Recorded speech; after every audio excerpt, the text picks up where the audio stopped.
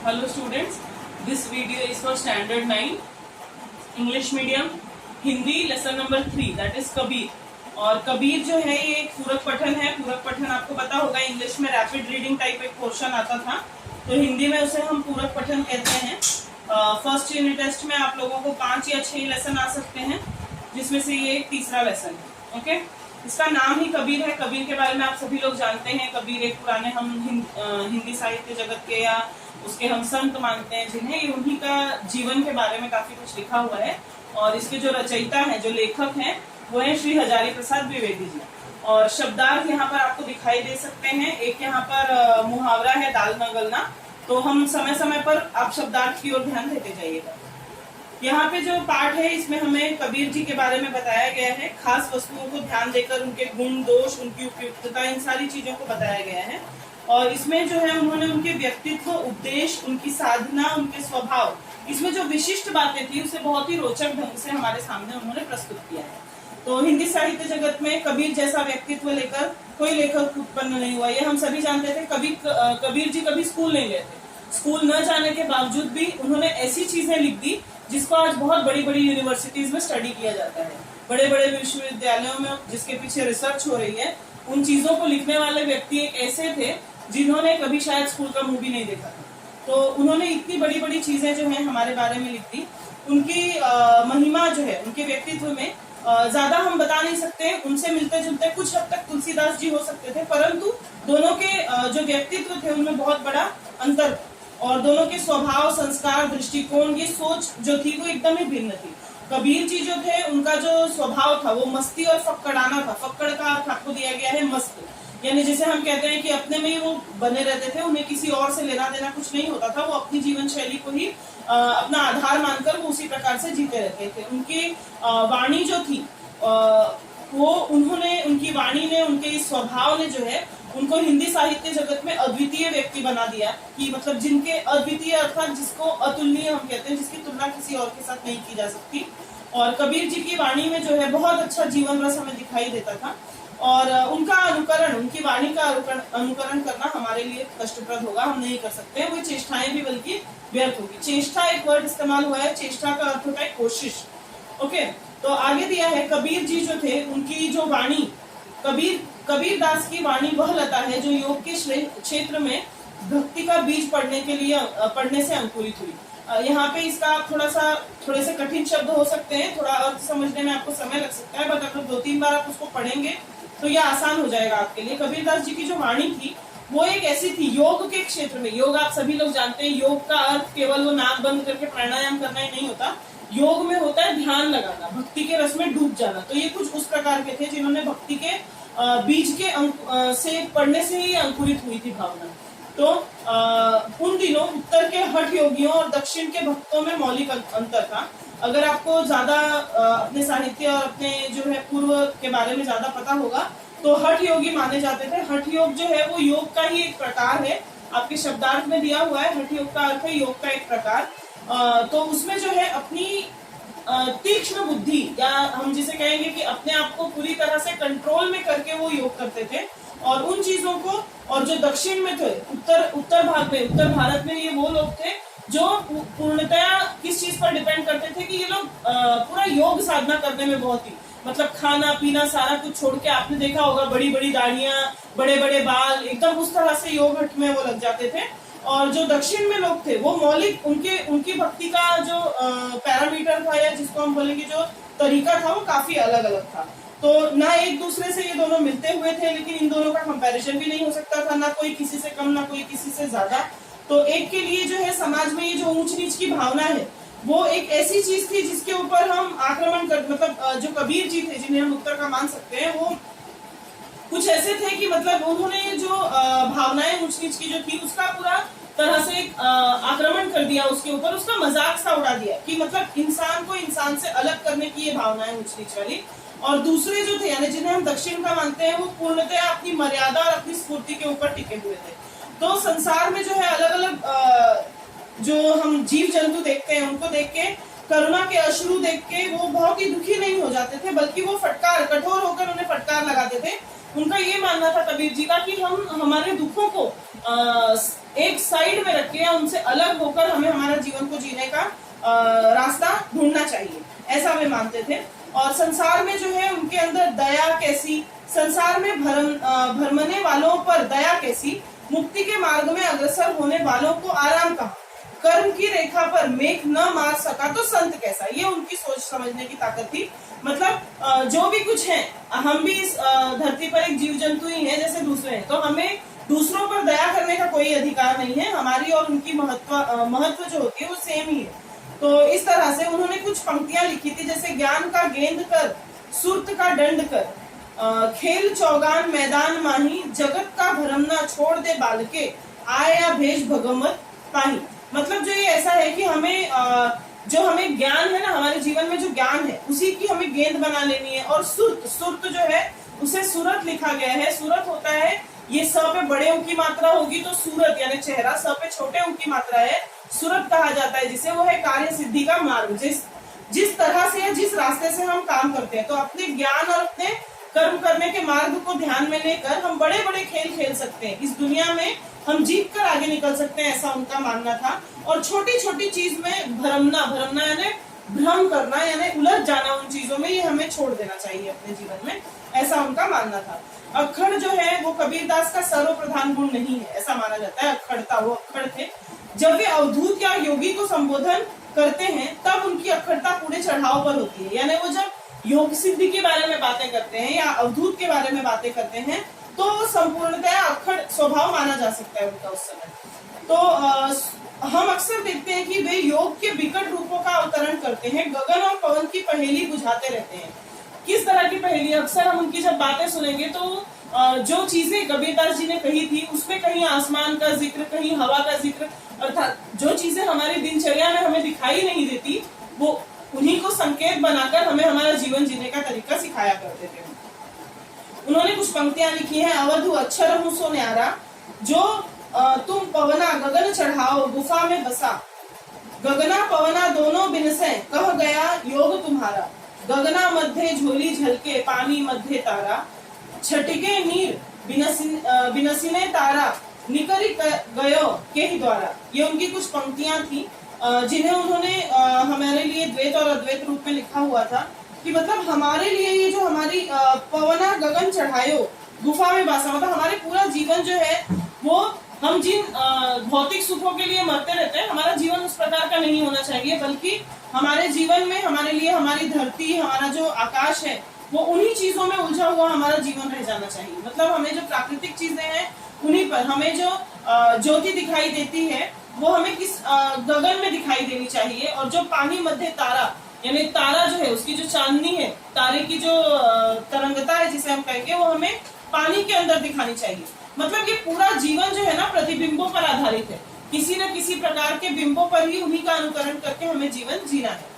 उसके बाद है वो स्वभाव में फक्कड़ तो थे, अच्छा हो बुरा हो खरा हो खोटा हो जैसे भी थे, वो अपनी जिंदगी भर उसी चीज के उसी सिद्धांत पे वे रहते रहे। तो बहुत लोग इस तरह थे कि जो अच्छे और बुरे को अलग अलग करते थे, उनके अनुसार कोई चीजें काफी अच्छी और काफी बुरी नहीं हुआ करती थी। वे सत्य के जिज्ञासु थे, अर्थात सत्य के मार्ग पर चलने वाले थे और कोई मोह ममता उन्हें अपने मार्ग से विचलित नहीं कर सकती थी। उनकी बहुत बड़ी बड़ी चीजें थी कि मतलब जो है जीवन में ये जो माया रूपी संबंध में हम जीते हैं कि हमें इनसे बहुत अधिक प्रेम है, हमें किसी से बहुत ज्यादा द्वेष है, इन चीजों को छोड़कर वे संपन्न जीवन जी सकते थे बिना किसी के प्रेम और द्वेष के आधार लिए। उन्होंने कुछ चीजें लिखी थी जैसे कि हम घर जारा आपना लिया मुरादा हाथ, अब घर जारो तासुका जो चले हमारे साथ। उनकी जो बातें थी वो कुछ लोगों को उस समय बेवकूफ जैसी या पागल जैसी भी लग सकती थी। उनका कहना था कि मुरादा एक शब्द है, मुरादा का अर्थ होता है जलती हुई लकड़ी। तो जलती हुई लकड़ी जो है यानी जो मशाल एक तरह से आप समझ लीजिए, उस तरह की चीज वो हाथ में लेकर खड़े हैं और वे कहते हैं मैंने अपना घर तो फूंक ही दिया है और जो मेरे साथ मेरे रास्ते पर चलने के लिए तैयार हो जाए उसका भी यही कर्तव्य है कि वो भी अपना घर फूंक दे, अन्यथा मैं उसका घर फूंक दूंगा। अर्थात ये कि जीवन की जो भौतिक चीजें हैं इसको वो महत्व नहीं देते थे। वो जो है सिर से पैर तक मस्त मौला थे, बड़े बड़े जो मस्त थे वो पुराने कृत्यों का हिसाब नहीं रखता, वर्तमान में चीजें जो होती है उसी को सर्वस्व। हमारा जो जीवन होता है हम पुरानी चीजों को याद रखने की कोशिश करते हैं, सोचते हैं आज जो है वही हमारा सब कुछ है, इन चीजों से वो बहुत ही दूर थे, वो दुनियादारी में लेखा जोखा इन चीजों से दूर रहते थे। उनके अनुसार जो अतीत का चिट्ठा खोल के रहता है वो कभी भी भविष्य का क्रांतदर्शी नहीं बन सकता। क्रांतदर्शी शब्द दिया हुआ है अर्थात है दूरदर्शी। वो कभी भी अपना भविष्य नहीं देख सकता, जो पीछे की चीजों को हमेशा पकड़े रहेगा। जब तक हम अपने भूतकाल में ही उलझे रहेंगे हम आगे नहीं बढ़ पाएंगे। उन्होंने कुछ पंक्तियां लिखी थी। हमन है इश्क मस्ताना, हमन को होशियारी क्या, रहे आजाद या जग से, हमन दुनिया से यारी क्या, जो बिछुड़े हैं प्यारे से भटकते दर दर फिरते, हमारा यार है हम में हमन को इंतजारी क्या। उनका अर्थ ये था कि जो दुनिया में मतवाला सा है वो अपने सफलता के लिए नाप जोक नहीं रखता, वो किसी चीज का हिसाब किताब नहीं रखता। वो इतने फक्कड़ थे, उन्हें ऐसा लगता था दुनिया हमसे होशियार तो हो ही नहीं सकती, हमें किसी की होशियारी से वास्ता भी नहीं रखना चाहिए, इन्हें मतलब भी नहीं रखना चाहिए। वे इतने मतवाले हैं कि वे जो है सर पे कफन बांधे हुए फिरते रहते हैं। और इसमें एक शब्द जो है लेसन में यूज हुआ है माशूक। माशूक का अर्थ होता है प्रिय, जो हमें सबसे ज्यादा प्रिय है उसे हम माशूक कहते हैं। तो हमें जो है उन्हीं लोगों से लेना देना है, हमें पूरी दुनिया से यारी नहीं रखनी है। और हम अपने खुद के यार हैं, मतलब हम हमारे सबसे अच्छे दोस्त हैं। हम खुद को ही बहुत अधिक प्रिय हैं अपने लिए, तो इसलिए हमें दुनिया से क्या इंतजार करने की जरूरत है कि कौन हमारा माशूक है जो हमारे पास आएगा। इसलिए ये फक्कड़ राम किसी के धोखे में न आने वाले थे। दिल जम गया तो ठीक है, न जमा तो राम राम करते आगे चल दिए। मतलब योग प्रक्रिया को उन्होंने डटकर अनुभव किया पर जची नहीं। उन्होंने बहुत कोशिश की, जो ध्यान मग्न होकर साधु संत योग प्रक्रिया करते हैं, परंतु ये चीजें उन्हें कुछ खास अच्छी नहीं लगी। वे किसी जगह पर रहे, उनका मन रमा तो वो वहीं टिके, न रमा तो आगे निकल गए अपने जीवन में।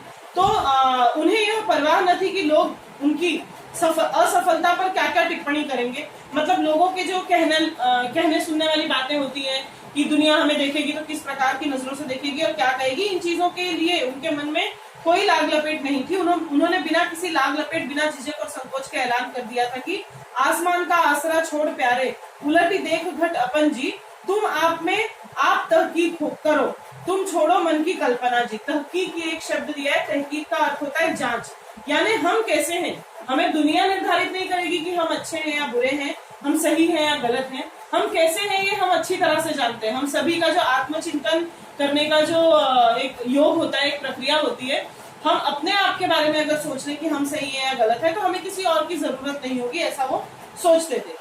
तो आसमान अर्थात गगन चंद्र की परम ज्योति जिसे हम कहते हैं, तो केवल शारीरिक व्यायाम, मानसिक श्रम, दमादि का साध्य है, वह चरम सत्य नहीं हो सकती।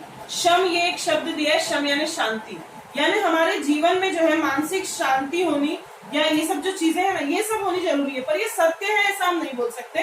केवल शारीरिक और मानसिक कवायद से दिखने वाली ज्योति जड़ चित्त की कल्पना मात्र है। मतलब अगर हम ये कहें कि हम शरीर की बहुत सारी एक्सरसाइज कर रहे हैं या हम व्यायाम कर रहे हैं या हम योग चिंतन कर रहे हैं अपने दिमाग को शांत करने के लिए, तो भी हम पूरी तरह से वैसे नहीं है। अगर हमारा मन जो है वो निरपेक्ष नहीं है, अगर हम किसी के साथ में या किसी के बारे में बहुत ही ज्यादा सोचते हैं या करते हैं तो हम निरपेक्ष नहीं है। हमारा चित्त जो है वो अंदर और बाहर ये समान दृष्टि से होना चाहिए। मतलब जो हम कहते हैं हमारे मनसा वाचा कर्मणा, जो 3 शब्द होते हैं कि हमारे मन में, हमारी वाणी में और हमारे कर्म में, अगर तीनों में हम एक ही जैसे हैं, अर्थात जो हम सोचते हैं वही हम बोलते हैं और वही हम करते हैं, अगर ये तीनों चीजें हमारी समान है तो हम सबसे बड़े ज्ञानी हैं, ऐसा मान लिया जाता है।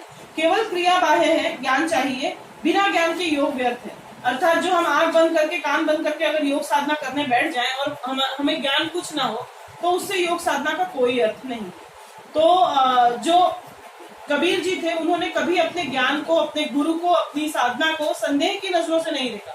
उनके अनुसार जो उनके गुरु के लिए किसी व्यक्ति विशेष का होना जरूरी नहीं है। गुरु हमें निसर्ग से अच्छा कोई गुरु नहीं होता हम कहते हैं, तो निसर्ग से हमें काफी सारा ज्ञान मिल जाता है। इन चीजों के प्रति कभी भी उन्होंने अपने आप को संदेह की दृष्टि से नहीं देखा, उनका विश्वास कभी अपने ऊपर से नहीं हिला। कभी गलती महसूस हुई तो उन्होंने एक क्षण के लिए भी नहीं सोचा कि इस गलती के कारण वे स्वयं हो सकते हैं। उनके मत से गलती बराबर प्रक्रिया में होती थी, मार्ग में होती थी, साधन में होती थी। अर्थात जो भी चीज गलत है वो गलत करने वाले वो स्वयं नहीं थे, बल्कि जितनी गलती उनकी थी उतनी सामने वाले की भी गलती हो सकती थी, इस तरह की सोच वो रखते थे। वे वीर साधक थे और वीरता अखंड आत्मविश्वास को आश्रय करके ही पनपती है। अर्थात जब तक हमारे अंदर आत्मविश्वास नहीं होगा हम वीर नहीं हो सकते। हमें ब्रेव बनने के लिए, हमें शक्तिशाली बनने के लिए, मानसिक और शारीरिक रूप से अगर हम ब्रेव बनना चाहते हैं, वीर बनना चाहते हैं, तो उसके लिए हमें अपने ऊपर विश्वास रखना बहुत ज्यादा जरूरी है। और ये जो कबीर जी हैं, उनके लिए साधना एक विकट संग्राम स्थली थी, जहां कोई बिरला शूर ही टिक पा सकता था। अर्थात जो संग्राम स्थली आप समझते होंगे, यानी कि युद्ध भूमि जिसे हम कहते हैं। तो ये जो योग की साधना जो है, अपने आप को, अपना आत्मविश्लेषण करने की ये जो प्रक्रिया है, आत्मविश्वास बनाने की जो क्रिया है, ये अपने आप में एक बहुत बड़ा युद्ध है। तो जो इस युद्ध में टिक जाएगा वही सबसे ज्यादा शूर है, ऐसा माना जा सकता है। कबीर जिस साईं की साधना करते थे वो मुफ्त की बातों में नहीं मिलता था, उस राम से सिर देकर ही सौदा किया जा सकता था, ऐसा वो कहते हैं। उनका कहना था, साईं से तो न पाइए बाता मिला न कोई, कबीर सौदा राम सो सिर बिन कदे न होए। उनका ये कहना था कि अगर आप असली यानी वास्तविक जो हम ईश्वर है उससे अगर मिलन अपना करना चाहते हैं, तो बिना अपने शीश को कटाए, यानी बिना अपना समर्पण दिए हमें वास्तविक ज्ञान, असली जो है हमारे गुरु, वो हमें कभी नहीं मिल सकते। वो कहते थे कि यह प्रेम जो है वो किसी खेत में नहीं उपजता, किसी हाट में नहीं बिकता। अर्थात अगर हम प्रेम, जो हमारे अंदर की प्रेम भावना है, ऐसा नहीं है कि वो पाने के लिए हम किसी खेत में चले जाएं और वहां प्रेम उपजा हुआ मिल जाए, या किसी हाट का अर्थ होता है बाजार, या कोई बाजार में भी नहीं हो सकता जो इस चीज को बेच सके या खरीद सके।